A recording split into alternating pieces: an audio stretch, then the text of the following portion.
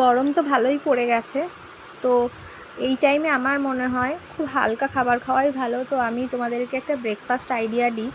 তো দেখো, আমি ওটস দিয়ে একটা প্যানকেক বানাবো। আমি ওটসটাকে ধুয়ে নিয়েছি, নিয়ে তাতে একটা কলা আমি চটকিয়ে নিয়েছি, মানে স্ম্যাশড করে নিয়েছি।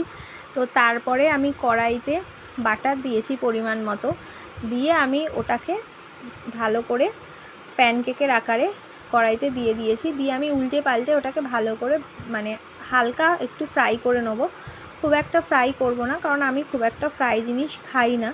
যতটা না করলে নয়, মানে কাঁচা যাতে না থাকে সেই অবস্থাতেই ফ্রাই করি। তো দেখো, ফ্রাই করা হয়ে গেছে, তুলে নিয়েছি। তার সাথে কিছু ফ্রুটস নিয়ে নিয়েছি। আর এটাই হচ্ছে মর্নিংয়ের ব্রেকফাস্ট। তো গরমকালে আমার মনে হয় এরকম হালকা খাবার, অথচ যেটা পেটও ভার করবে, এরকম খাওয়াই ভালো।